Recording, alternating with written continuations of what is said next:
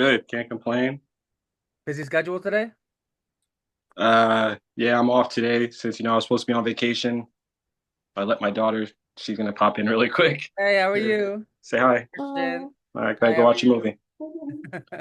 Yeah, I let her stay home too today. Um, you know, so I was supposed to be on vacation, but since I wasn't on vacation, we'll probably go do something for the weekend closer to home.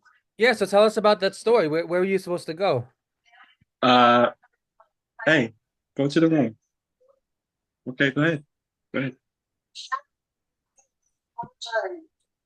Okay, hold on a second. No problem, no Sorry. problem. No problem, man.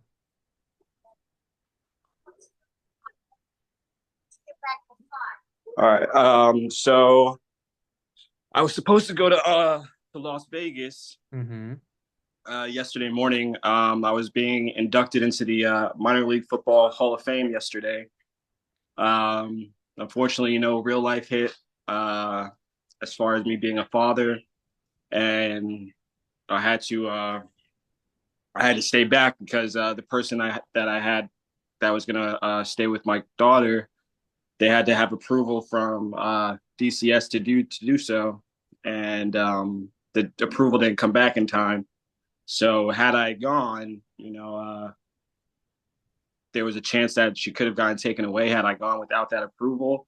And when it comes to life and fatherhood or just being a parent in general, your kids always have to come first. Of course, of course.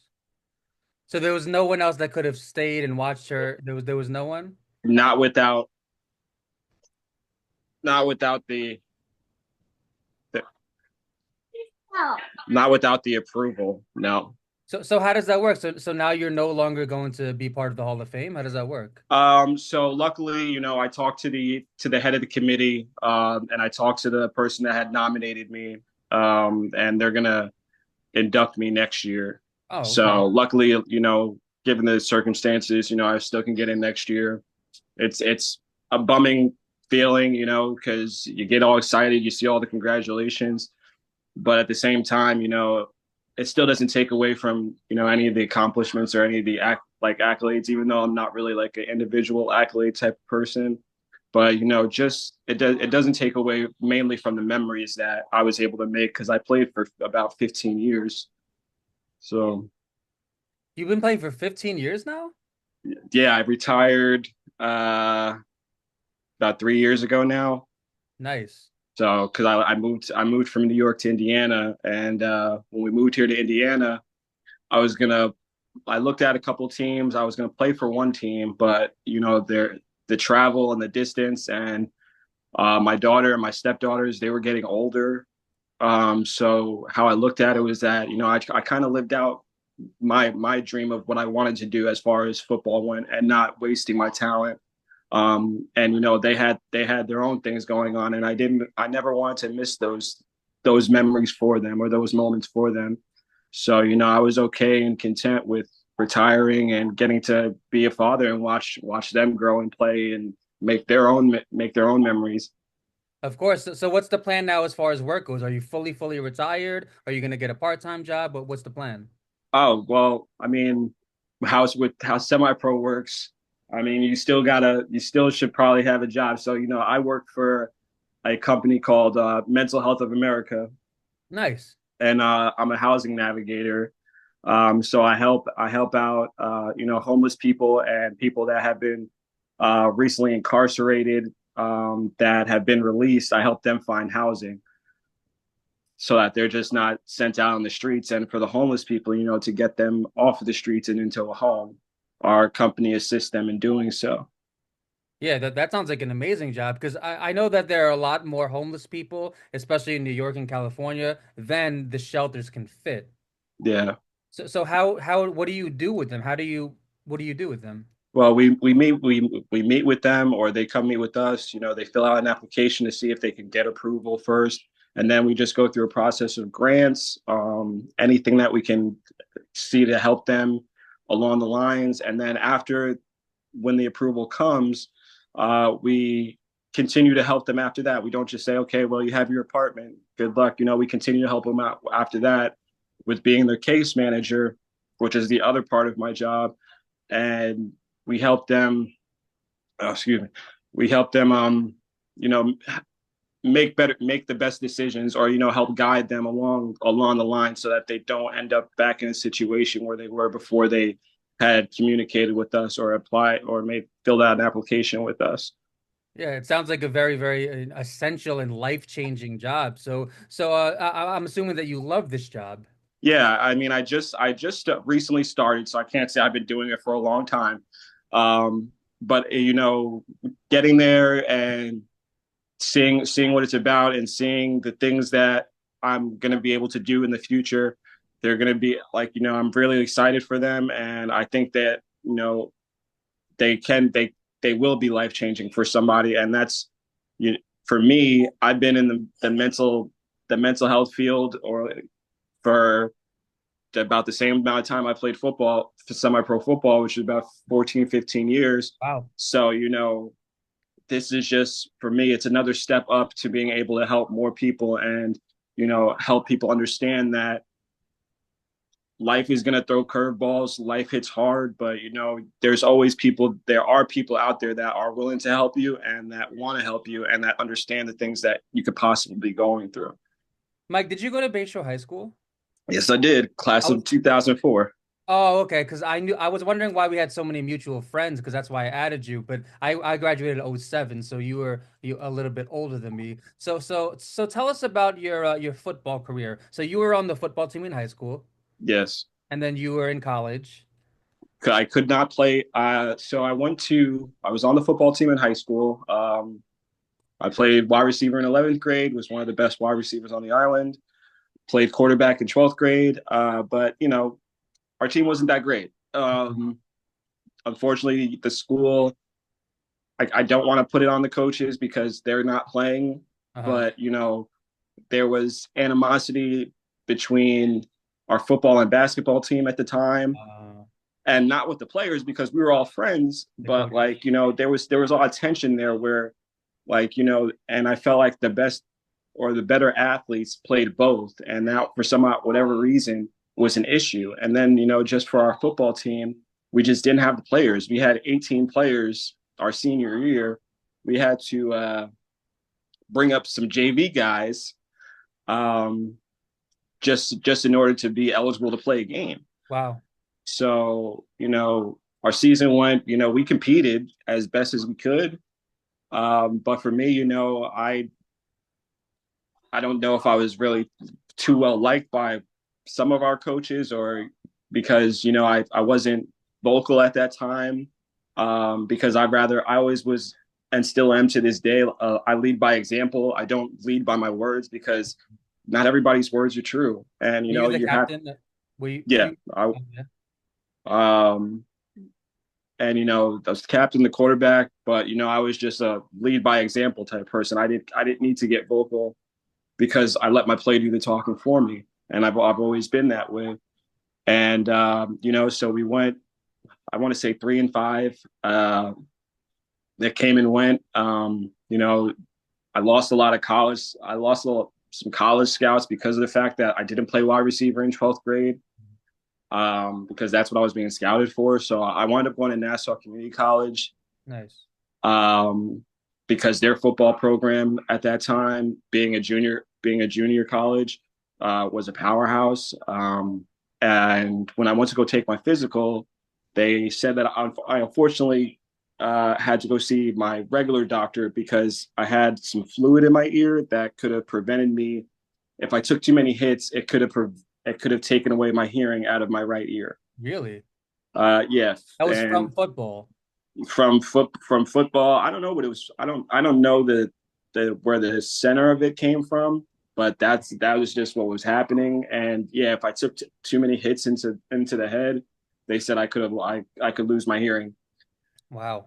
But long story short, 20, 21 years later, my hearing's just fine, and I took plenty of hits over the years. Um, So you just ignored what the doctor said. no, I couldn't. My doctor wouldn't clear me. Oh, So, um, at that time in life, like all I saw was football. I didn't really see anything else. I didn't see like everything else that had to come with being successful in football, as far as like the school part, the school aspect of it. So, when I got to college and and with how I was kind of, handed graduation on a silver platter, like, I did my test and, went to some classes, but, um, you know, I didn't know a lot of things in college. I didn't know, like, I didn't develop good study habits. I didn't, so the development wasn't there. And there was things in college that I probably would have learned in high school had I taken it a little bit more seriously. So, I went there, and I went there for physical education, and I still had kind of a childish mindset. My Which first college? class, huh? Which college? At Nassau Community College. Okay. So I went there for physical education because, ultimately how I looked at it was that if I can't play football, I certainly want to coach football. And I know being a phys ed teacher, you don't have to renew your coaching license every year. It's like every 5 or so for a gym teacher. So, and I just love being around kids. I love kids so much, or whether they be high school, middle school, or elementary school. Because they are our future, and they do deserve people in their corner. So ultimately, that didn't work out. So I went to Dowling the next year. I was doing a major that I didn't really wasn't really interested in, Which is what? and which was business management. Okay.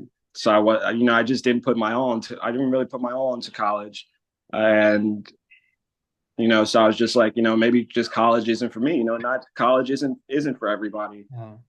So I just kept working, and eventually after that, I started working with autistic adults, and I did that for about 10 years, and then worked in a middle school as I was part of the crisis intervention team, and I was a teacher's aide, teacher's assistant as well. So that was helping out the kids, and that kind of just became my niche, was just helping out um, kids or adults that they don't get that help, and it just it felt like it was developing a purpose for me in life. So what about the minor league football part? Where does that part come in? That came in probably right.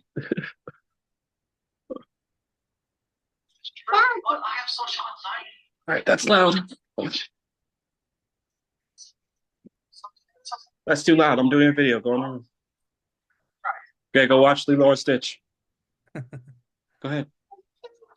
I'm doing a video. Come back after. I'm almost done. Or I can put Lilo and Stitch on in here. Hold on a second. No problem, man.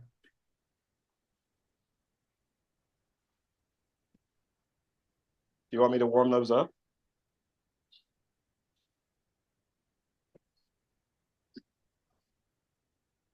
Yeah, fatherhood. Yeah, I wouldn't know. I mean, it's some people will say it's hard. You just kind of make it what it is. Do you view it as hard? Huh? Do you view it as hard? No, no, I No, view it really? as the best blessing ever. Like, you have your hard times. You have your not every day is, an easy day with them, but you also have to understand that you were there once. You were a kid once, and you kind of have to think about the things that you did as a kid. And I'll get back to the football part of it, to the football part, but I feel like so often when we do become adults, we dismiss the fact that we were kids, and like that we have this sense of knowing from where we are in life, whereas a child like my daughter's 4, she's still figuring those things out. So I'm extra patient with her being able to figure those things out for herself. How many kids do you have, Mike? Just my daughter, but then I have 3 stepdaughters as well that are in New York because they didn't want to live out here in Indiana. So do you, as far as your living situation, it's just you and your daughter, or Yeah, just me and her. that sounds nice and peaceful. Yeah, it is. She has plenty of toys. And it's it's rough with her not being by her sisters because, like, I understand how that was because that's how, unfortunately, my childhood was, that I wasn't by my brother. And that, like, you could have that only child syndrome growing up. But, like, I try and keep her social, take her out to the parks and a whole bunch of things like that. And, just have her enjoy her time at all times so that she doesn't feel like get that sense of loneliness or that no one's around for her. Right, because one thing I know about kids is kids, they need each other. They don't want to spend time with adults all day. They want to spend time with Yeah. kids. So Mike, tell us a little bit about that only child syndrome. Tell us about that. So the only child syndrome, I feel like it comes for me. I was, taken from school. Well, I was removed from my mom's custody as a child. I was placed into foster care when I was 5 years old. Um, and you could have, as far as the only child syndrome, you could have, family members, or like you said, you could be around adults all day, but what winds up happening is that at some point in time they have to go home, or like, or if you're outside playing with your friends, you have to come back home. And when you come back home, especially as a child, you're still kind of like on 10, where you still want to keep playing, where your body's not ready to wind down yet, Mhm. and you still want to have someone to go and talk to or someone to joke around with, and you can't Yeah. do that with adults. And in my case, my adopted parents, um who my mom and dad were, me my mom was the most amazing person to me, and was life-saving. But at the same time, the age gap between us, because they were in their 50s while I was not even a teenager yet, so there was a huge age gap. And they fall asleep earlier than I do, they Yeah. watch different things than I do, they don't understand why I may like these things. So you wind up feeling that sense that you might be misunderstood, or that you don't have people to talk to because the things that you want to talk about they may not understand. And that's what I feel like starts to make things to make that only child syndrome develop. And over time you start to put yourself in a shell, which is the same thing that I did. I was a very loud and social kid up until I went into foster care, because I put myself in a shell, because you have that sense of confusion. Yeah. And or hey, like, you have, as a child, I feel like we have a whole bunch of questions, Mhm. and when they're not getting answered, that it stays in your mind of why are these things happening. And so that's what was that it takes a it's not easy breaking out of that shell. It becomes harder to open up to people because you don't know how to. Because I feel like when you have those brothers and sisters, it's also helping you out with your social skills, because you're able to have conversations, you're able to see how they may talk. If they're older, you may be able to see how they talk to people or interact to people, and you learn from that. Everybody learns from the past generation, or who they watch or who they're around, or the environment that they may be in. So when you don't have that environment of people to be around, you kind of have to make one for yourself. And no, not anymore. And I feel like, it becomes, when you're the only child, it becomes harder to develop those skills on your own, because you don't, because of the circumstances that may be around you. It sounds like a pretty lonely childhood. Um, I would say internal loneliness, because there are things that, like I said, you do want to come home and like have friends to play with, or have a brother and sister to play with, or have things, or have people to talk to, or be able to have sleep. Like, when you have a brother or sister, you have a sleepover every night. And as a child, you want those things. You don't want to have to ask permission if your friend or your cousin can sleep over or anything like that, or if you can go to their house after like a day of school, after homework or anything like that. So you have to find different resources or different hobbies or things that can keep you busy. And mine for me, it became video games, Mm. because that helped. And video games and music took my mind off of all the stuff that was going on. It was able to shut out the world for me. So, and then everybody may not agree, but and I certainly at the time of being going through it, I didn't agree with it, but I went to therapy from about 6 to about 16. So, that it definitely helped me when I got like into my late 20s, and I actually realized like that it did help, because no kid, I don't know any kids that like, yeah, I love therapy. Hmm. Um, but growing up in the long run, therapy definitely does help children out, Well, especially. it's interesting, Mike, because growing up, we were taught that therapy was only for crazy people. That's what we were Mhm. taught growing up, you know? And then now it's a beautiful thing to see because the world is starting to change. Now, a lot of people are going to therapy and people are starting to realize like it's necessary, it's helping a lot, it's helping the world. So I'm really happy to see the world change, Yeah, from that, mentality of therapy is only for crazy people, So it sounds like it helped you a lot for sure. absolutely. And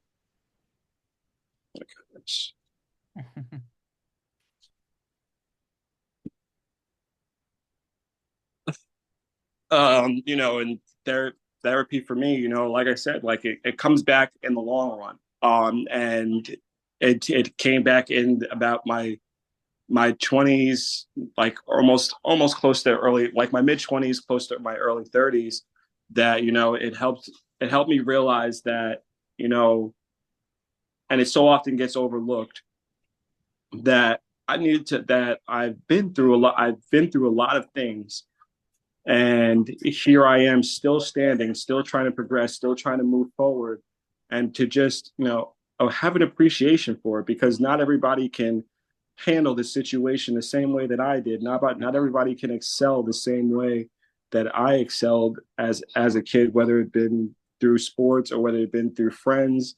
Not everybody gets those things. So I had to start realizing and being happy about just realizing that the little things are the things that count the most. And that so often gets overlooked, because we're so often trying to find the quickest way from point A to point B, that we don't realize the little cracks in the road or the steps or the lessons that we have to go through to get to that point B, and have an appreciation for the journey of getting there, because our journey doesn't end until we're gone off the earth. But so mine, I'm still right in the middle of it, but I have an appreciation for everything that I have gone through. Like when people say that, oh, I wouldn't change it for the world, not every okay, throw in garbage.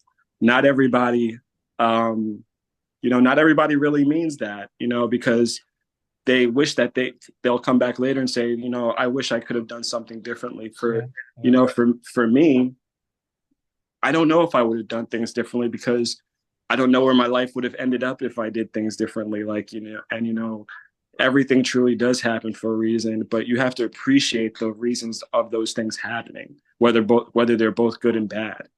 Do you like where you are now, Mike? Do you like your current life now? Yeah, I do.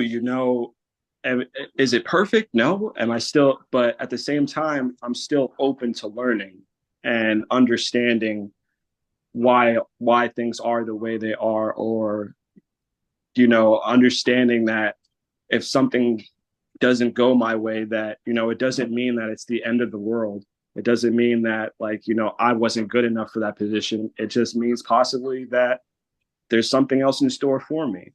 And I look at it, everything from a positive outlook of things, and I'm extremely optimistic now, because I did have a years of negativity of having that, like, why me, Hmm. that self-blame, that self-doubt of how come I've gone through all of these things and life just isn't shaping up for me, or life isn't going the way I want it to. Meanwhile, life was shaping up for me, just I just wasn't recognizing it at the time.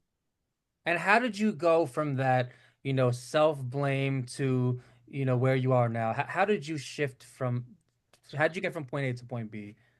Yeah, for me, it was just, it was real, like I said before, it was realizing the things that I have done, and and the people that I have helped, and how people view me on the outside, like on the outside, with at that time helping people with disabilities.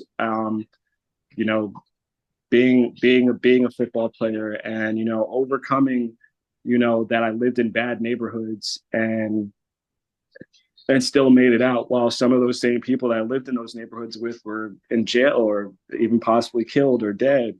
I wasn't one of those kids, and I had to, start Survive. recognizing and realizing um, that life is that life is okay. That it's not just because something wasn't going my way at the time, um, doesn't mean that it's never going to happen. So, I had to do a lot of self discovery and, figure out the things that I loved about myself. And from my years of doing this, from what I've seen, so often people want things to happen overnight. Yeah. It took me a few years to break this negative cycle. And, you do have to be patient about it, because the patience is the biggest key to doing it, patience and consistency. Because if you're consistently telling yourself that, you know, that good things can happen, and giving yourself a pat on the back, because so often we don't do that enough. We don't give ourselves a pat on the back, even for something, even, and when I said earlier, like, for the little things, like we don't give ourselves a pat on the back for, maybe it was just something as simple as waking up and doing your hair or getting dressed, or, hey, you have an event, or you're going out for a date and you look really good. Like, Hmm. we don't give ourselves a pat on the back for that. We always try and, I can't say we, but some people always try and find the negative about it. Like, with females, they'll look gorgeous in what they're wearing, and they'll be like, oh, well, look at my arms. My Yeah. arms are Yep. are flabbing on the bottom. And Yeah. it's just like, we're not made perfect for a reason. Everybody has their flaws, but we just have to appreciate those little things such as that. Like, we got to work today, because some people can't do those things, or don't want to do those things. So for me, I had to, realize those little things and continue to develop on those little things, because it takes all of those, for me, how I look at it, it takes all of those little pieces of, or all those little paintings to create your masterpiece. Yeah, yeah. So, Mike, what I hear is that, growing up, you had a kind of rough childhood, or a very rough childhood. And it sounds like you didn't get many pats on the back from other people. So you kind of had to learn to pat yourself on the back, and to cope with the lack of external validation. Your biological parents weren't around. um I don't know my dad. Hmm. Never met him. It's not my loss. Hmm. It's how I look at it. It's his loss, because of, where I'm at now. But, me and my mom, we talk all the time. We have a great relationship. Um, she calls really just to speak to my granddaughter. She only cares what I'm doing sometimes, but Hmm. it's really just to speak to her granddaughter, because I am the oldest. I am the firstborn in my family. So, I try and, hold us all together and make sure that we're all keeping each other accountable. Because I have two brothers and a sister on my biological side, and then on my adopted side, I have an older brother and sister who help keep me in check. Nice. Um, and, it's just, and that's for me, like, that's the blessings that I wasn't realizing when I was a kid, because of how my mind worked at that time. That, like, I just wanted everything to happen then and there, and, that's not life. Life doesn't always work that way. Were you an uh, angry kid? Therapy helped out with that. Hmm. I had a lot of, I would say, I had a lot of internal anger, Yeah. that I bottled it all up. um, but at the times that it did lash out and it did come out, it was very, very nasty. um, not a side that I like, to have out. And that's why, like, when you asked me to do this, like, that's why now I have no issues with, talking talking or having a conversation, especially conversations like this that can be productive because it keeps it allows me to take those to continue to have those feelings out because all of us we do well not all of us but most of us do bottle up our emotions, and if we continue to bottle up our emotions they just keep increasing as things happen, whether they be positive or more times than not the things that we bottle up are the negative emotions. And eventually if we keep bottling up enough of these negative emotions it's going to come out. And as adults there's a lot more consequences than there are as kids, Yeah. and you don't know as an adult how that may come out. And for me I don't like as is even as an adult, like I feel like that side of me now is far dormant. Um, and but at the same time, it can, if it was to come out, it can cause serious injury or damage or anything else, and both to maybe another person or even to myself. And it's just something that we have to take more. We have to look more at at and being able to have conversations to let those negative emotions out. So that's kind of where that also, what you said before, that therapy was always looked at as a bad thing, Yep. and it doesn't even always have to be, going to talk to a therapist, because I understand that, they cost money and your insurance, not everybody's insurance covers that. But, just having a conversation like what we're having, or just, reaching out to a friend and checking in on them, or, reaching out to a friend and be like, hey, I'm just calling you. Like I've had my same friends since about the third grade. And, I just talked to one of them last week, and he actually called me and then it hung up really quick. And it's like, hey, did you mean to call me? He's like, yeah, I just called just to chat and, just to check in on you. And, we're all like that with each other. And that's the best thing that you could possibly have is, people that do care and, have that support system. Having that's a good, positive support system definitely helps going forward. Yeah, I mean, there's this lonely epidemic right now, especially with men. A lot of men don't have a support system. Either they don't have many friends, or maybe their friends aren't very encouraging and supporting. And that's one thing I like about the 30s, Mike, is that, the 30s, now we're more mature, now we're more Mm-hmm. wise, now we're more encouraging. Because growing up as kids are always so mean to each other. Kids are Yeah. always joking on each other, trashing on each other, especially boys. And that's one thing I love about the 30s is, we're more encouraging, we're more mature, and we compliment each other. Because Mm-hmm. it sounds like you've overcame some really really hard things, Mike. And even though I barely know you, I you need to know that I'm proud of you, bro. I'm I, really proud of you. I definitely appreciate that. Yeah. Like for me, um, because we both went to Bayshore, so I'm pretty sure you'll know what neighborhood I'm talking about. But I lived on Second Avenue, right next to the train tracks. Mhm. By My 7-Eleven. the next block over Okay. was my block. I lived right Okay. across the street from the church. Uh-huh. And at that time, that neighborhood was like nothing what it's like now. Like now, it's maybe it's bad. A couple of things will happen, but at that time, like every bad thing was possibly happening there. And for my mom, unfortunately, at that time that she had me, she was 16 when she had me. Wow. Got disowned from her family because of it. 18 when she had my brother, and we were still like, but for her, she was working as hard as she could, but also, not being around the right people, like, and that was that negative support system, that the people that don't really care for your well-being, the people Yeah. that are like, oh, hey, she has an open house, we Mhm. could just hang out here and Wow. do whatever here. And it's not a thing of it's not so often we look at things when, especially for females, that we look at them because of some of the decisions that they make, and they're like, and we'll easily try and say the worst about them, or talk about how naive they are, when some of them,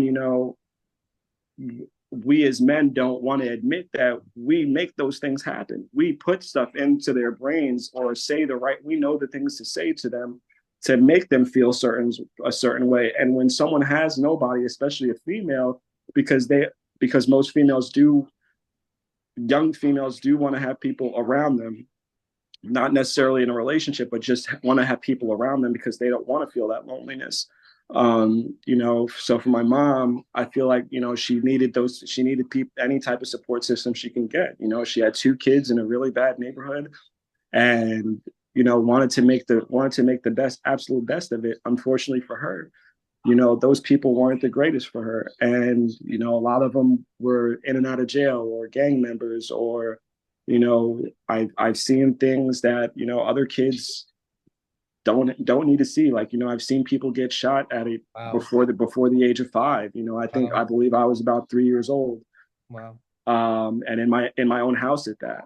I've seen, I've unfortunately as a kid had some stranger danger, and guy was walking down the street. Probably I don't know if he was, you know, under substance, if he was using or like under the influence of drugs, but he was walking down the street in a robe and boxers, and I ran back into my house, and next thing I knew, he was getting slammed on the ground by police officers.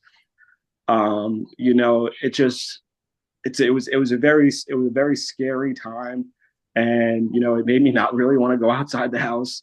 And then when I got taken away and put into foster care, I was out of school, and I had friends in school, and it was just kind of like a thing of confusion, or like, why am I not going back home? Like, where am I going? And that confusion led to depression, and led to putting my guard up extra high, um, and not really being able to get out of that, to break myself out of that shell. I became really quiet, except like to people that were really really close to me.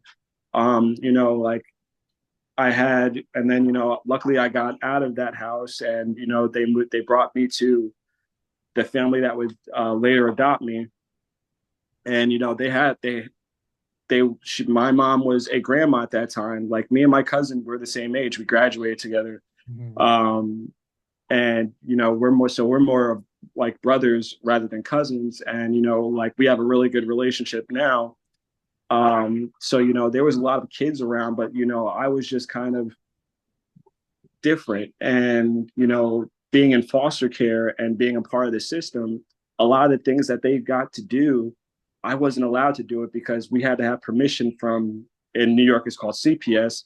Mhm. We had to have permission from CPS to actually allow that, like, for me just to go to upstate or to go to Pennsylvania to see family, we had to have permission from CPS just to do that. Wow. And CPS would never give me permission to do that because I'm not really sure why, because of the neighborhood that I lived in, but they labeled me as a runaway risk. And I've never ran away from home in my life. Especially in that neighborhood that I lived in, I wouldn't think of running away, but they put it down that I was a runaway risk, and so, I guess they felt like if I was up in the woods in upstate New York, I was going to try and run away. Um, like, where that came from, I'm not really sure, but the but moving forward, like the neighborhood that I lived in at that time, because I had moved I came back to Bayshore and moved to the north side of Bayshore. I don't want to get it wrong in case any other Bayshore people are watching. They'll think that I'm not a Long Islander anymore. I moved to the north side of Bayshore, not too far from Mary G. Clarkson Elementary School, not too far from the middle school. And the neighborhood that we lived in there was full of, in my opinion, the best athletes that were in the town. And so I kind of had to. That's where the sports finally came in, and I found something that, like, I really enjoyed and I really loved. Um, and I got to discover those things, and I got to start that journey of those things. But it and eventually, my mom came back in the picture. She had moved to North Carolina. She got herself back together, got away from substance abuse, um, or drug abuse, got married, had my little sister, and then later had my little brother. And now she's about 6, 7 years clean off of alcohol. So she's completely clean off of any substance abuse or drug Nice. abuse. And that's not easy. And I've worked in a rehab, and I had people come back 7, 8 times. And as a family member, I can't imagine it as a family. Well, I can imagine it as a family member because my mom went through it, but like everybody makes mistakes, even if they're repeated mistakes, especially with something like that, because unless we're actually going through it ourselves, we don't understand it. And we don't understand that it's a constant everyday battle for the rest of their lives. It's Yeah. not, oh, I went to rehab, I'm all good now. No, the slightest temptation or a death in the family, there's so much that can, restart those things. But yeah, with my childhood, it was definitely tough, but it kind of also molded me into who I am now, especially being a father now, not knowing my father, knowing how bad things can possibly get by our actions as a parent or by as our actions by an adult. I install those lessons into my daughter and my stepdaughters as well. When I talk to them, like I always ask them how things are and how they're doing, and continue to be their best. And or if they're not having a good day, just let them know that tomorrow's another day. Yeah. Like just think about like tomorrow. It's not gonna be. It does not always gonna be the same. Hmm. We'll call mommy later. She's at work. Go ahead. I'm almost done. So, Mike, when Yeah. I when you tell me your story, there's one word that comes to my mind. If I had to describe you in one word, it would be a survivor.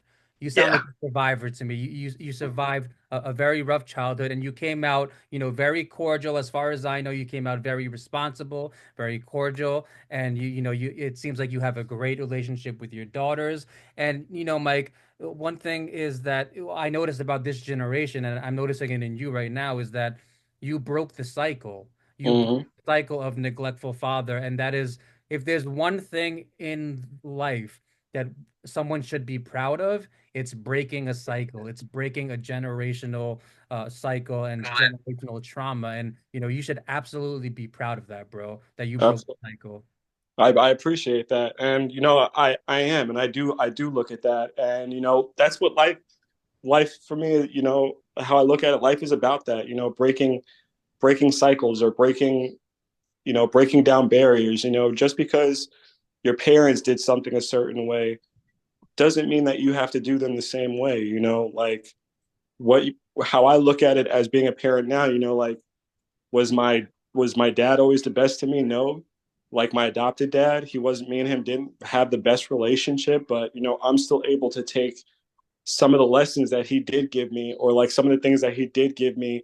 I'm able to take those and translate them into my own, because that's what it is. It's always working in the future for the future to translate what they see into their own perspective. And so how I look at things is that I took the best out of everything that I've learned and applied them to being a father. I don't really yell at my kids. I don't discipline them like physically, because especially now in the age that we're in now, because it's so easy to DCS is a lot more apparent, or like child protective services are a lot more apparent than they were when we were kids. They're a lot more active, which is a good thing, but they're more active than when we were kids. And unfortunately, like at the same time, the generation that are kids and teenagers now, they have so much access to these things, Yeah. and and they become so much more familiar with it at such a younger age than we did. So you as a parent also have to understand that you need to be able to adapt with the times as well. Yeah. Especially social media, Hmm. and you need to understand Snapchat and X Yeah. and Instagram, and Mhm. you know so you have to be able to understand these things, and you have to know the ins and outs, especially now, because so often, like cyberbullying is a real thing. Yep.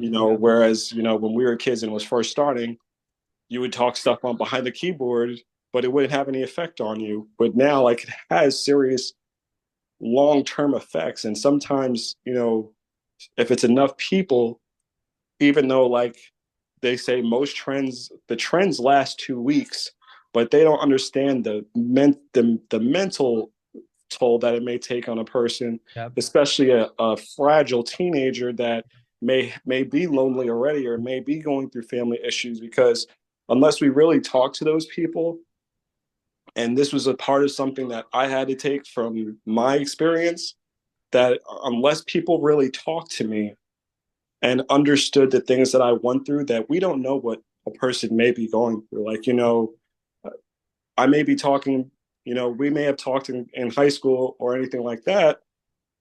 And, your world could have been crashing apart. And, if you have people dumping down on you, it doesn't exactly help you feel like you want to be a part of that world anymore. Mm-hmm. And that so often gets overlooked. And that's why, like being, like I said before, reaching out to people when people say checking on your friends, or it doesn't just have to be on your friends. If you see, like, you got to use it, you got to take advantage of being in 2024 and having Facebook. If you see someone put up like a really tough Facebook post, or something really sad on Instagram or Snapchat, it's not for us to laugh at. You could take it with a grain of salt, or at the same time, you could also reach out to that person. Just a 5-minute conversation, you may save that person's life. Yep. It could change their life. Yep. You know, so and that's so it so often gets overlooked by us, because we either don't understand that another person might be going through something really bad, or how social media works. We don't understand the seriousness of it. So Mike, Because it sounds to me like you really really figured out how to deal with your emotions, how to cope with a very very rough childhood. It sounds to me like you've gotten really good at I don't want to say getting over, but at healing from all of that. Does that sound about right? yeah, and you got to have, whether you're in a good place in life or a bad place in life, you got to have your coping skills. Like for me, um, I listen to music, Aaron, because after I stopped playing football, I had to find something new to cope, like something else to help me cope when like things may get rough or things may get down. Mhm. So I listen to music. I play video games when, like, when I need to turn the world off. But there's and the coping skills. Like some people will utilize coping skills and not even realize that they're doing that. Yep. Like, just by simply taking a walk, or, for females, retail therapy, that's a real thing. Going shopping does make you feel better for yourself, or getting Yeah. your nail, something such as like self-care. Yeah. Yeah. Like, when guys go get a haircut, not right now. I'm almost done. When guys go get a haircut and we walk out the barbershop feeling good about ourselves, that's you just utilize a coping skill. Yep. And, so often we don't even realize that we're doing these things, and that, we need to continue to do the things that make us feel good. And that's what I do. Like, I don't do things that are going to make me question how I feel about a certain thing. Like, I do like challenges. Can you go back in the living room? That's really loud.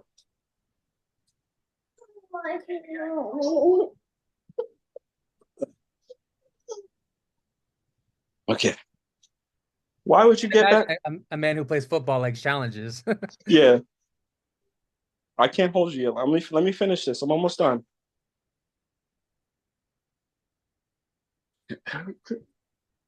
Okay. So yeah, like I do like challenge some that may challenge my mind, but sometimes it may not come from me. Sometimes it may come from helping another person. And that's another coping skill as well, reaching out to somebody or talking to somebody. So and I genuinely enjoy helping other people, or giving them a perspective that they might not have noticed before that. Because not everybody has those people to look at or to reach out to. Some, whether it be, some people may not have any family left, and it might just be themselves, or they just don't know how to come out with certain things. And for me, I would say that the switch flipped for me back when I was a freshman in high school.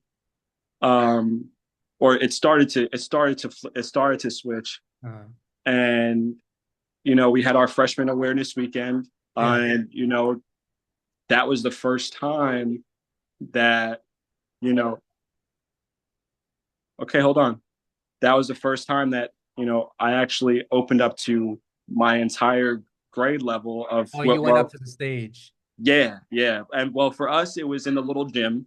Uh, um and they asked if, like, anybody wants to share their experiences. mhm. And I looked at my cousin, and I told him, I was like, I think I'm gonna do it. And he knows me better than a whole lot of people know me. So he was asking me if I was certain about it. um And you because were if only I'm a freshman at this time. I was only a freshman at that Wow. time. And he and but and everybody knew me from, like, athletics. And so especially when you're that age, like, you're building your reputation off of the things that you do or the things that you say. For me, I didn't talk. I didn't really talk in school. Like, I was very shy. I was very quiet, until I got on the football field or until I got on the basketball court. That's the only thing that, like, time you would hear me talk, because I had to talk at those times. But in school, like, I said hi to people, and that was it. There wasn't a lot of conversation to go behind it. Speak when spoken to. Yeah. So I talked to my cousin. I was like, I think I'm gonna do it, and he's like, "You sure?" It's like, "You think people will react the right way?" And I was just like, they're gonna react. Um, and by so I can't remember if I was the first one to go or possibly the second, but I was one of the first people to go up to go and talk. And everybody, by the end of it, there was some people crying, some couple of the teachers that were there crying, because it goes back to what I was saying before. Like, you just never understand what a person has gone through or what they're going through, that you just can't judge externally off of the things that you see. So, like, the feedback I got from it, you know it was really good feedback.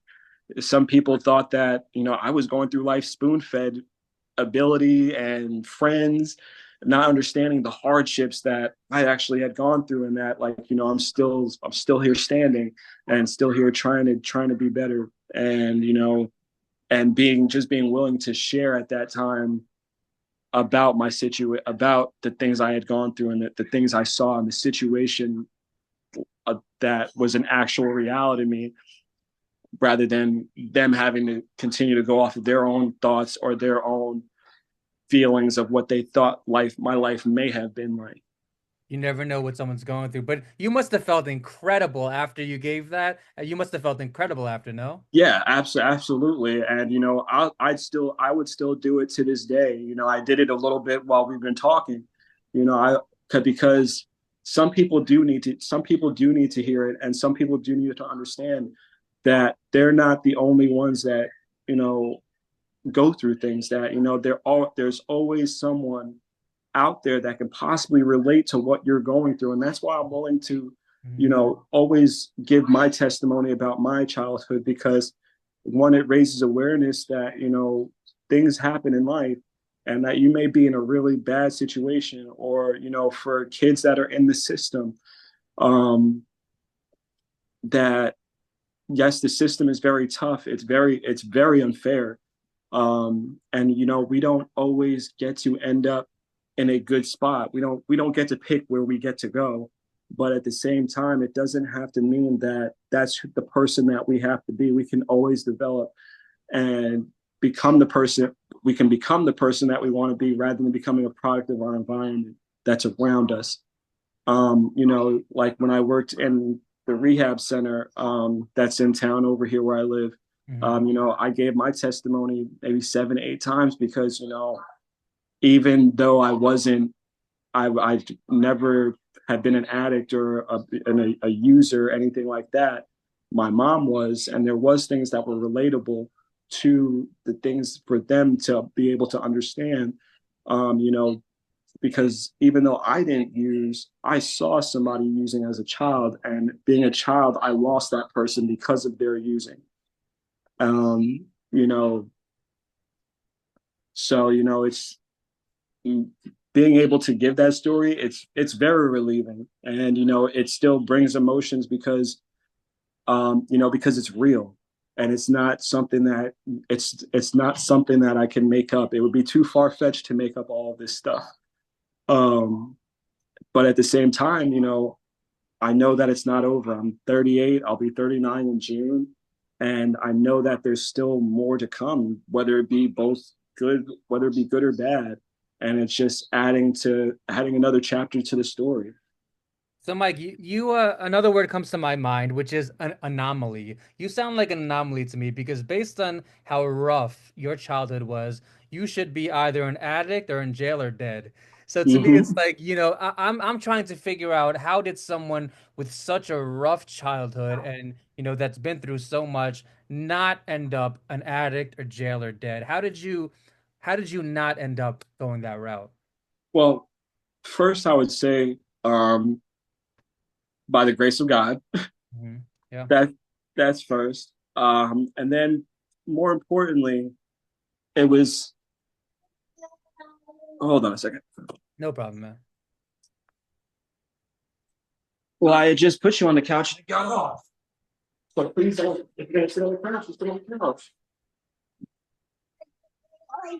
Okay, that's fine. You can lay on the couch. Okay. So yeah, so first and foremost, by the grace of God, I'm breathing and living well. But second, and for me more important, it was my my adopted mom. She was, when I say like life changing, and for like I've told so many people that she saved my life because she really did. She gave me a love at such a fragile time of my life that I never, I could never like thank her enough. Unfortunately, both of my adopted parents, they both passed, but they lived a full life. But at the same time, they don't get to see the things I'm doing now. Yeah, yeah. So yeah, so it does get emotional to think about it. But she taught me. My adopted mom taught me that how important family was, and how important a support system, having a good support system around you, was to keeping around the best people around you, or not the best people, but good people around you. And she kept me away from danger, and she constantly, to the point that I didn't want to hear it anymore. Mm. And I despised the word, but she always said, always remember the consequences. And she would just nail in the word consequences into my head Smart as much as woman. she possibly could. Yeah. Smart woman. Um, and and she was beloved by the neighborhood.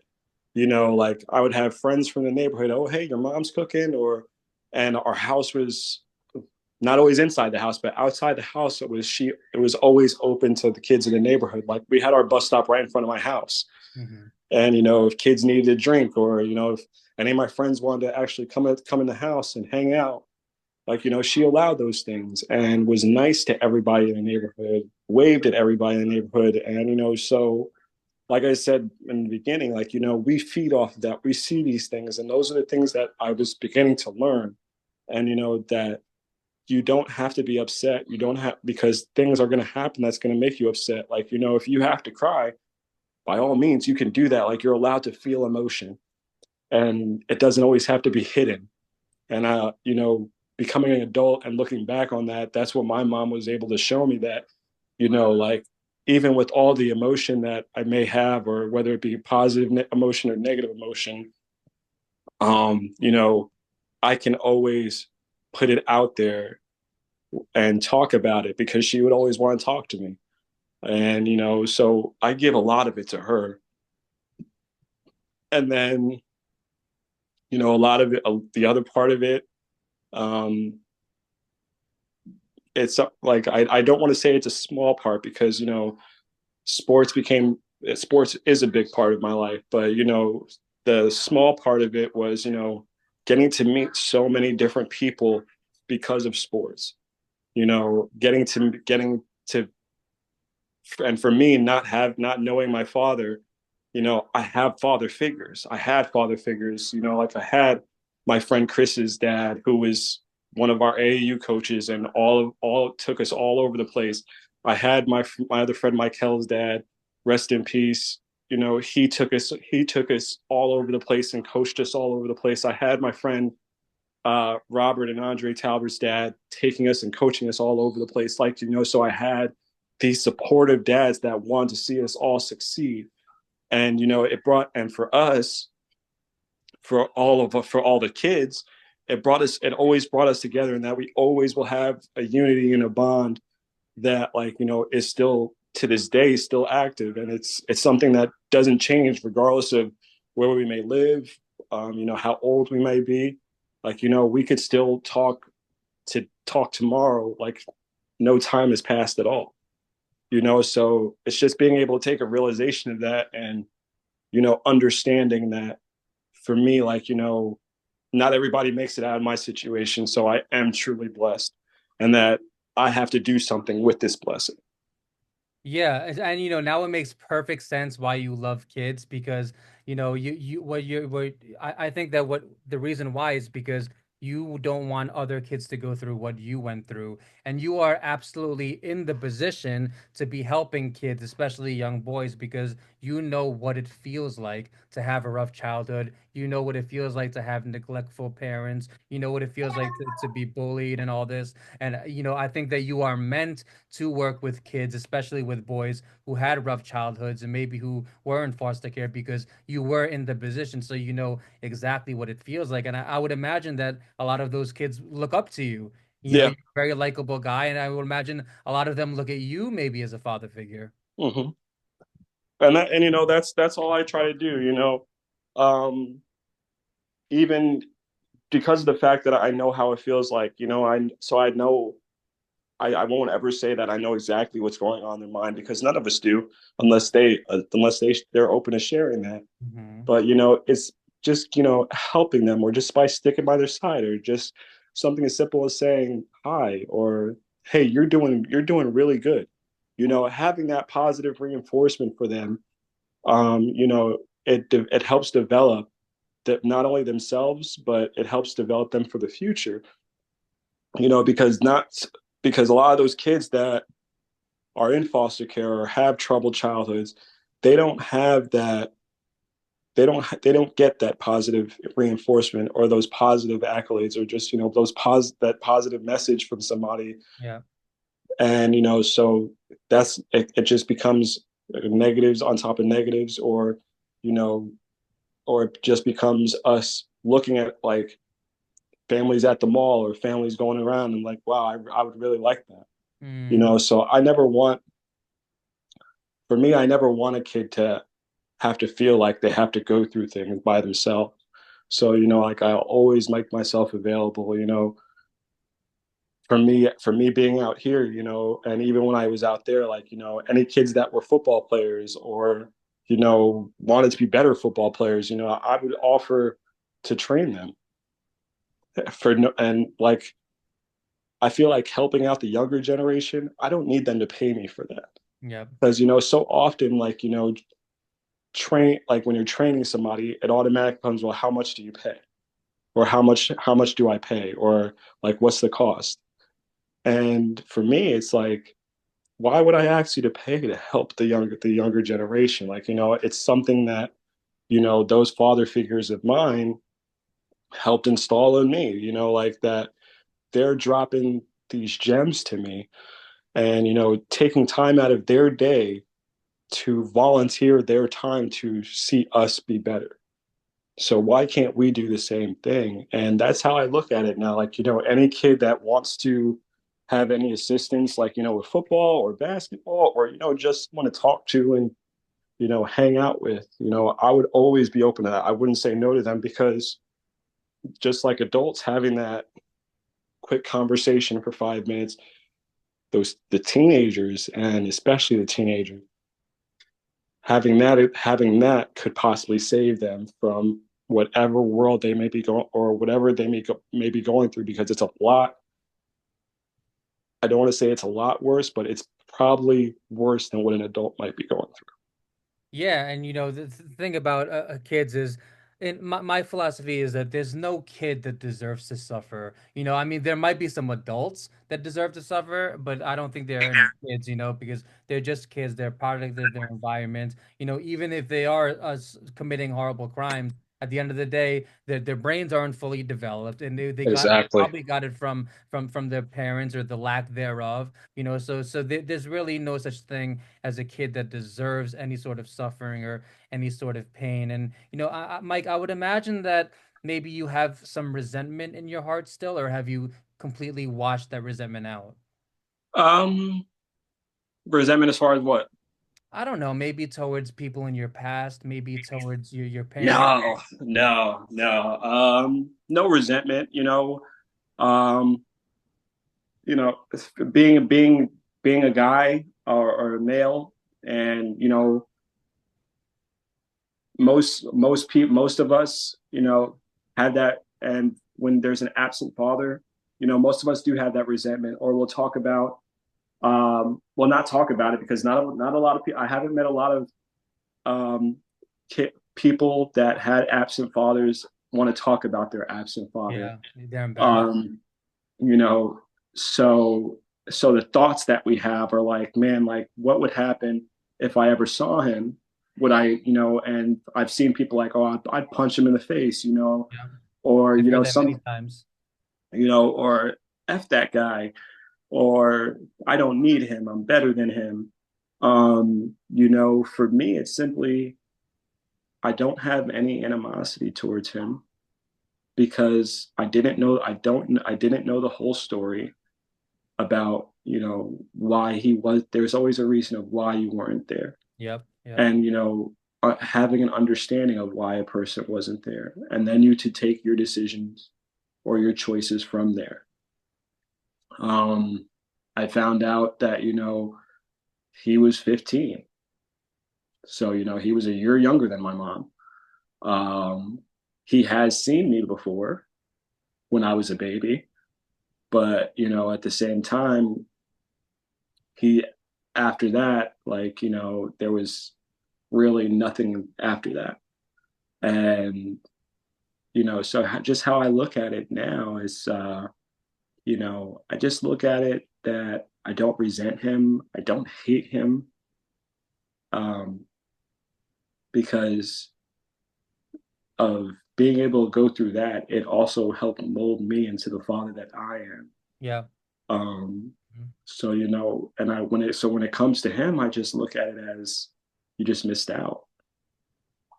Like, you don't owe me anything. I don't owe you anything. Mm. I would always be open to a relationship or anything like that.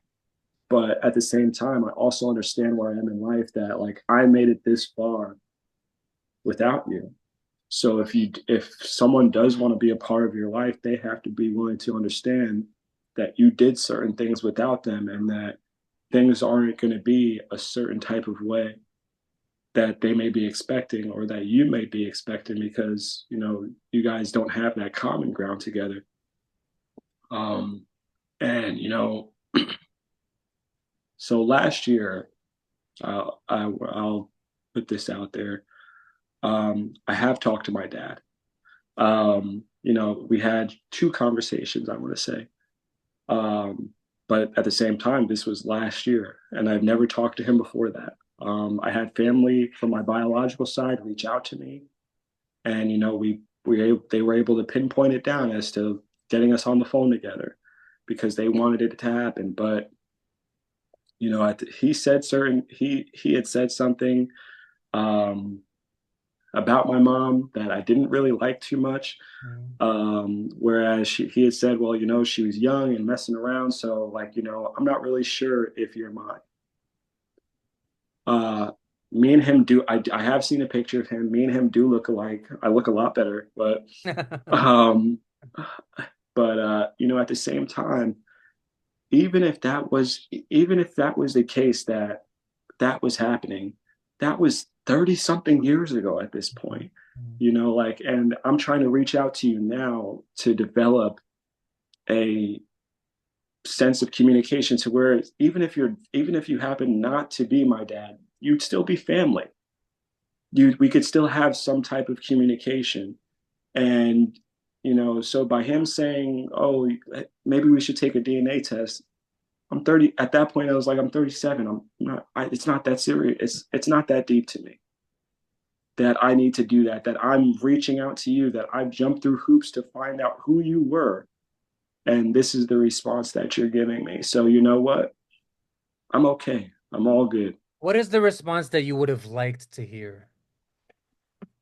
Um, the response I would say I would have liked to hear would just be something simple and cordial, but like, wow, like, let's actually catch up without without having to say any negativity, like tell me what you've gone through. Tell me how your life has been. Like, I don't need to ask you, why didn't you ever come looking for me? Or like, why were you absent? Like, it was obviously for a reason. If he wanted to share those reasons, I would allow that for him. I wouldn't come out and ask him why, because nobody wants to hear why. They want it like, when you develop your brain enough, you want that person to be able to tell you themselves why something happened a certain way. But for Without you me, having to ask. yeah, but Mhm. and that's expectation, Mhm. everybody has all these expectations, whether they be high expectations or low expectations. I pretty much went into it with no expectations other than, let's attempt to build something, because of the fact that I've gone through so much of my life not knowing who you are, or only hearing stories about you from other cousins or from my stepfather. Yeah.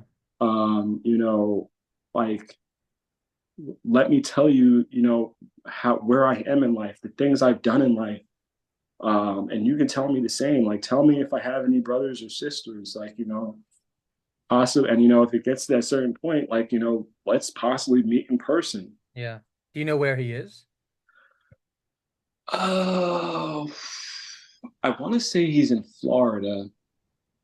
Um, and that's the last I can remember. Because, like I said, like, for me, I was blessed with two moms, my biological mom and my adopted mom. And I grew up very much a mama's boy. And I love my moms very much. That's why you came out so good. Yeah, even my biological mom, that, Yeah. because she's gone through all this hardship and all these other, like, life obstacles, and I don't want to say she made it, but she's doing well. She was able to get herself out of the mud and, become the mom that I've wanted her to be, especially to my little brother and sister. And, like, my other younger brother, he's 37. Hmm. Hold on. Yeah, 37 now. He Hmm. has a family in Florida. So me and him were good.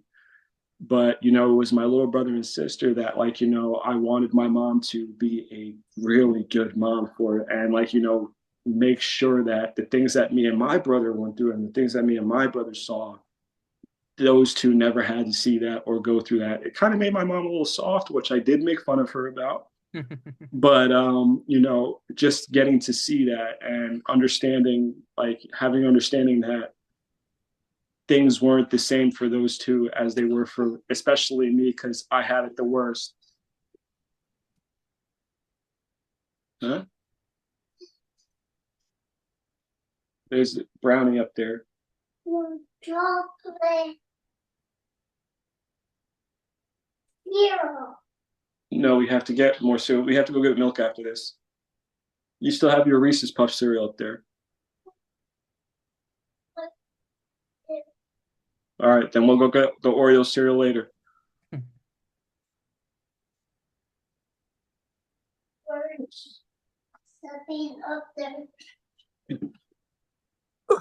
You can't reach it. No, it's way at the top. On purpose? Yeah, on purpose. But we have to go get milk. That's this. This is your other cereal, but we have to go get milk, like I said. Okay. Oh, okay. Go ahead. Take it to the living room. Okay. So I forgot where I was. I'm sorry. Well, I do have something to say. Okay. So first of all, it sounds like you are really, really, really good at forgiving. You have forgiven people in your past, and that first of all, that is something to absolutely be proud of. Even today, like I know people around our same age who are extremely, extremely resentful towards our father. I was just having a conversation. He still lives in Bayshore, and he's about my age, and he's extremely resentful towards his father. He wasn't there for him, so the fact that you have extinguished that resentment and forgiven him, that is something to absolutely be proud of. And he, like you said, he was only 15 when he had you. He was just a kid, so it's hard to blame a 15-year-old for doing anything. He didn't know what he was doing. He probably Mhm. just thought it was a one night thing. So it's hard to put a blame on a 15-year-old. Now, I would also imagine that on his end, I would imagine that there's a lot of shame on his end. I would imagine that he feels a lot of shame and embarrassment. And, that's, if I had to guess, that's probably why he never said the words "I'm sorry," because he's ashamed and he's embarrassed. Has he ever said the words "I'm sorry"? Um, not that I can remember because of that fact of, and I think now that you mentioned put it the way that you did, I feel like you know that's kind of why he had put that out about my mom. That he's not sure if I'm actually his or not, because that would give him a pass, or that would give him an excuse to be like, hey, to give that apology. That would give him a way out. And unfortunately for us, especially within men, like our pride so often gets in the way of, like, even Apologizing.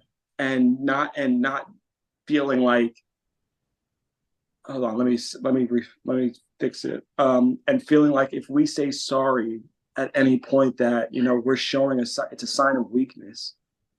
Or a We're sign of looking wrong. Yeah, and at the same time, like, we're not programmed to be perfect. Like, we're a constant work in progress. So there's nothing wrong. It doesn't show a sign of weakness, or it doesn't show that, you're going to be wrong sometimes. And, but it's not a sign of weakness to say, I'm sorry. I would say the guy who can't apologize is very weak. That's what I would say. Like, absolutely. Even if, like, say what he's saying may be true, you know, you're at the same time, like, because he was saying that it may be his brother. Okay, well then, if that's the case, you may be my uncle. You're still family at the end of the day. And it wasn't like I was an unknown person in Bayshore.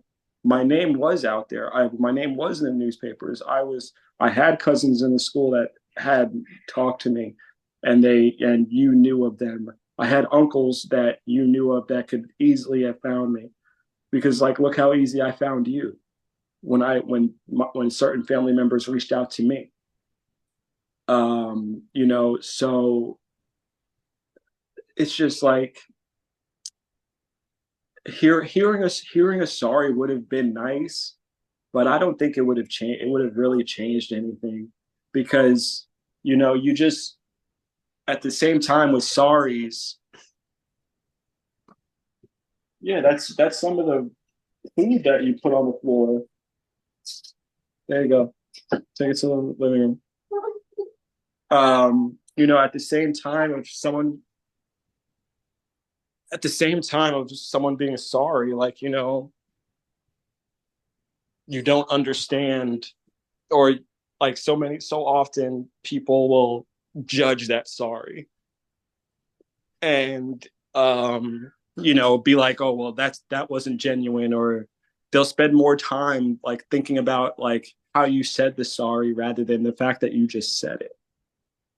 And some people are disingenuous about their sorries, or some people really, it comes from the heart, their apologies. And it's just so weird when it comes to apologies and sorries, because if you over explain, people will feel like you're lying. Like, oh, why are you explaining so much when all I asked for was a sorry? But then if you don't explain why you're sorry to some people, then they're like, So you're just sorry. That's it. So I don't, like I said, I don't think a sorry would have done too much just because of, I know that I can do without it. This was something that, it wasn't something that like I needed to happen. Um, but it would have been something that was, just added, not added. It was something to fill in the blanks because, with my childhood, that's something that I'm constantly doing. I'm filling in the blanks from my childhood because I don't know there's so much about it that I don't know about. I don't always talk to my mom about it because I know that that's a tough time for her. It's not something that I'm worried. Like I know I can talk to her about it, and she'll answer me honestly, as honest as possible. But I know it was a tough time for her, and she understands that I know it was a tough time because of what I do with my own life and my own career. Um, but I actually haven't I never saw a baby picture of myself till I was about 35, 36 years old. Wow. So, especially so that was something that like when we have our yearbooks in high school and everybody puts their baby pictures in there. Mine's never in there because I never saw one. And, waiting until my 30s to see one or, finding out, about cousins or aunts and uncles still to this day, that's why I say, your journey's never over, even adulthood. Just because we're adults doesn't mean that, life, like we figured everything out or that everything that's going to happen in our lives happened already. Yeah, I mean, I was watching Joe Rogan the other day, and he said something along the lines of, when we grow up, adults are just kids who got big or something like that, And it's so true because the thing is, there are a lot of things that happen in our childhood that take either years to heal from, or we never even fully heal from them. And that's okay.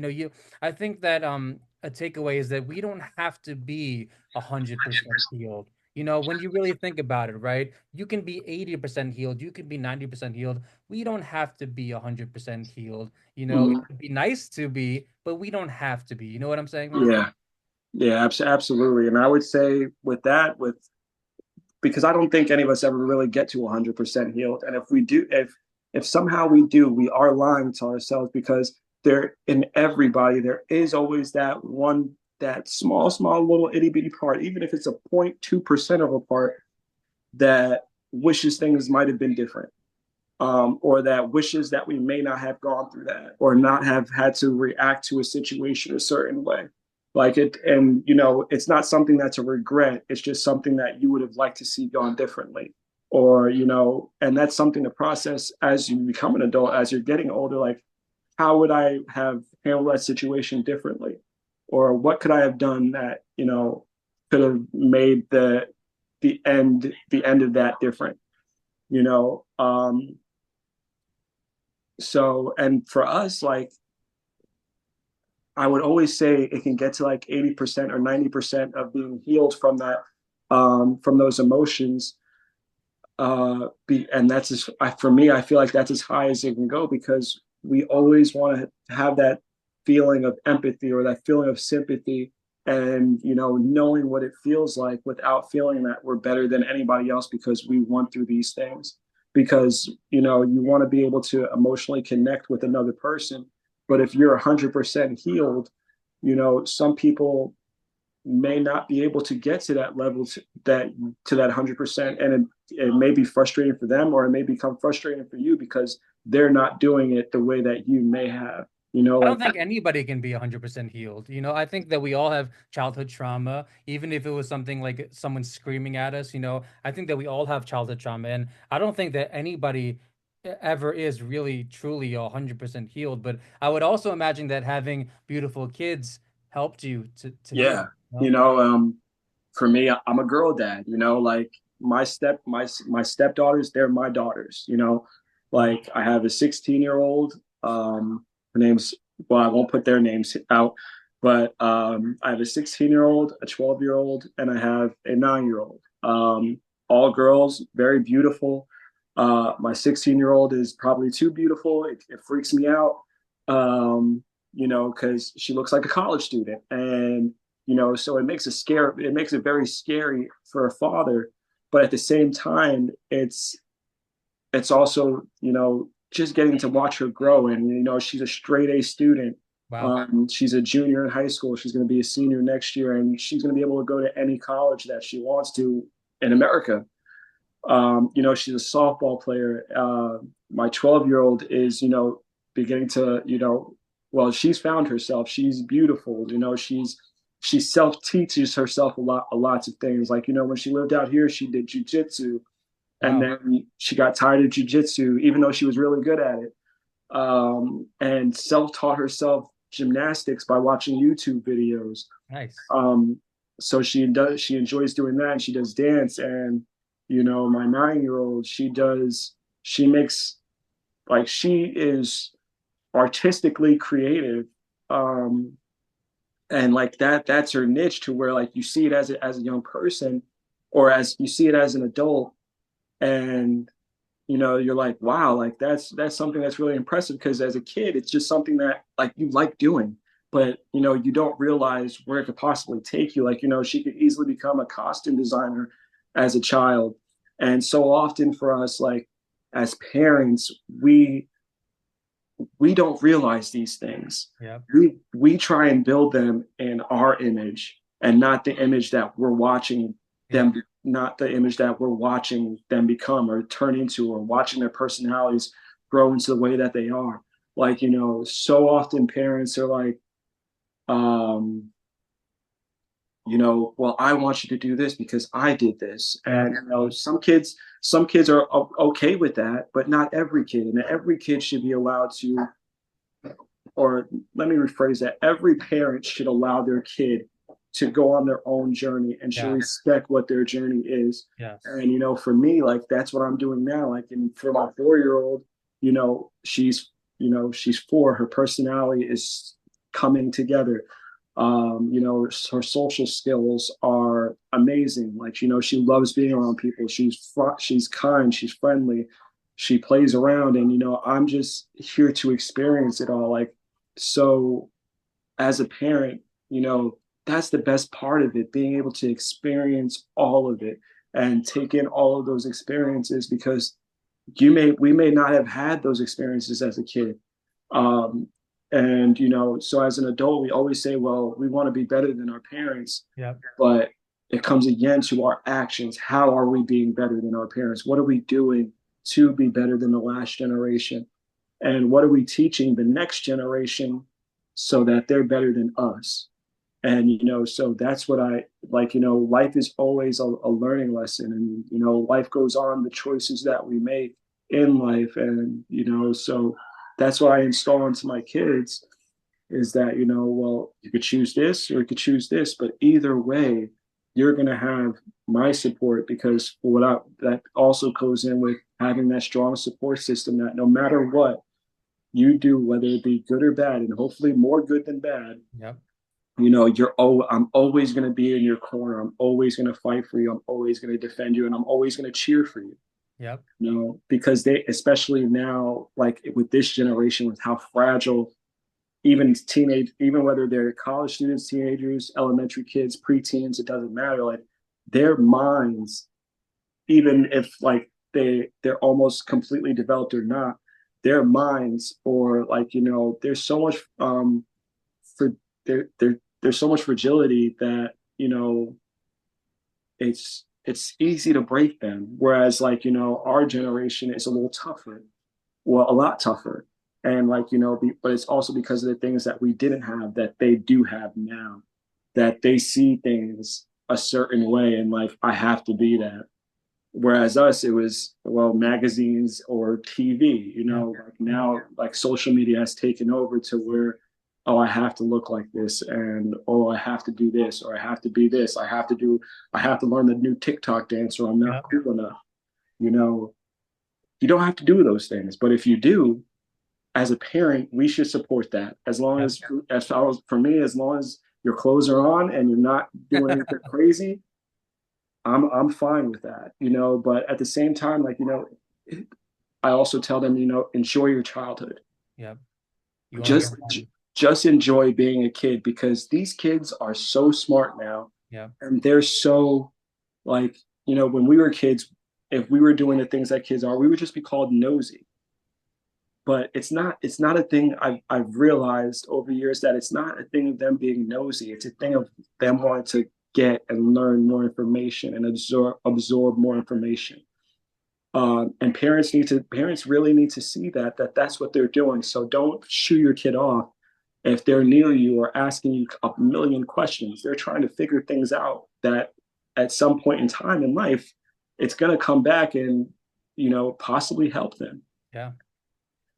Yeah, I pay a lot of attention to how the generations change and evolve, and we the world has gotten worse in some ways, but it's gotten better in a lot of ways. Mhm. I think that, for example, I think that parents are a lot more psychologically aware and a lot more. I don't know if I want to use the word soft, but a lot less over aggressive parents Yeah, nowadays than back in the day, and I think that the world, even kids are a lot more psychologically aware than ever before. Mike, I do want to say that, just to wrap this all up, because I do have to head out, but I do want to say that, I feel like you took all of the proper steps to heal. And, I'm so proud of you for taking all of those proper steps. I'm proud of you for going to therapy. I'm proud of you for reaching out. I'm proud of you for having kids and being an amazing father. And I just thank want to you. say I'm proud of you, bro.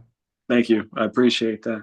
I It really was a do. great talk, man. Thank you. I really appreciate the chat. And anytime. I'm always welcome to come on for any topic that you want to talk about. We're gonna have a part two in a few months. Okay, it sounds good. Have a good one, Mike. Take You care. too, brother. Take care.